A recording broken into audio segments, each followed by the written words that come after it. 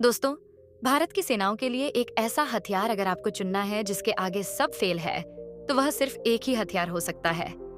वो है B-2 stealth bomber, क्योंकि सिर्फ यही एक हथियार है जिसे आप लिटरली राक्षस की संज्ञा दे सकते हो। इसके आगे सब फेल हैं, और अब अमेरिका ने इसी का इस्तेमाल चीन के खिलाफ शुरू कर दिया है। दरअसल जैसे जैसे अमेरिकी चुनाव करीब आ रहे हैं, वैसे वैसे आप देख रहे होंगे कि अमेरिकी सेना चीन के खिलाफ अल्ट्रा एग्रेसिव मोड में आती जा रही है। इसका कारण है डोनाल्ड ट्रंप।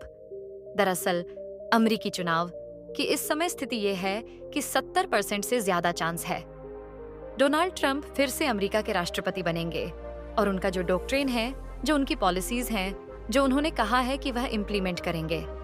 राष्ट्रपति बनने के बाद उसका मेन सेंट्रल पॉइंट है एक्शन अगेंस्ट चाइना, यानी कि चाइना के खिलाफ फुल एग्रेशन, और उसी के 6 महीने पहले ही अमेरिकी सेना ने इम्प्लीमेंट करना शुरू कर दिया है। आप प्रश्न पर देख सकते हैं, अमेरिकी सेना ने हाल ही में एक युद्धाभ्यास किया चीन के पास है, जिसमें उन्होंने अपना ही एक शिप डुबा दिया पानी के अंदर।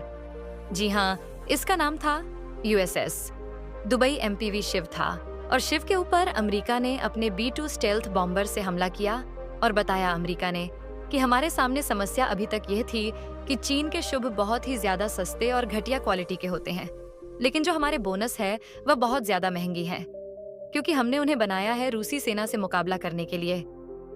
आप जानते हैं कि रूसी हथियार चीनी हथियारों के मुकाबले काफी ज्यादा हाई क्वालिटी के होते हैं। ऐसे में उनके खिलाफ आपको बम भी हथियार भी अपने बहुत ही हाई क्वालिटी के बनाने पड़ेंगे।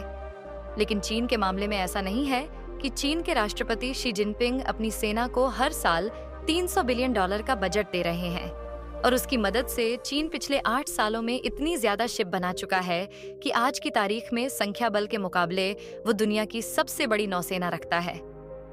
जी हाँ, दुनिया में सबसे ज्यादा सैनिक निक्षेप चीन के पास है, लेकिन चीनी सेना में भ्रष्टाचार इस लेवल का है कि ये तो ज्यादा संख्या में बनाती हैं, लेकिन उनकी क्वालिटी इतनी घटिया, इतनी वृद्धि लेवल की होती है कि उन्हें आप एक ठीक ठाक क्वालिटी के से भी आसानी से डिस्ट्रॉय कर सकते हैं।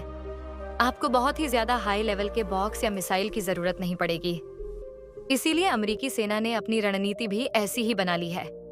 दरअसल आप स्क्रीन पर देख सकते हैं, अमेरिकी सेना ने कहा है कि हमने अपना जो 40,000 टन वजनी शिप, जिसे USS दीर्घ व कहते हैं, वह कहने को तो 40,000 टन वजनी है, यानी कि भारत का जो INS विक्रमादित्य है, जो हमारी नौसेना का सबसे बड़ा हथियार है, 45,000 टन वजनी है, उसी के आसपास का कहने को तो।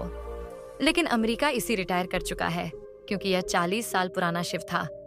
लेकिन जो चीनी नौसेना के हथियारों की जो नई शिफ्ट भी हैं, उनकी क्वालिटी लगभग इसी के बराबर थी, और हमने सिर्फ को बहुत ही ज्यादा सस्ती क्वालिटी के बोल की मदद से पानी के अंदर दफन कर दिया। और अब हम अपने जितने भी शिव हैं या जितने भी बॉम्बर हैं, लड़ाकू विमान हैं चीन के आसपास, जापान में, दक्षिण कोरिया में, फिलीपींस में, उन सभी को इन्हीं सस्ते और बहुत ही छोटे बांध की मदद से उन्हें डिप्लोमा करेंगे। और अमेरिका का टारगेट ये है कि इससे 2 कारण होंगे। एक तो यह कि बहुत ही सस्ता पड़ेगा इन्हें बनाना, जिससे कि इनके जो पैसों की बचत है वह होगी।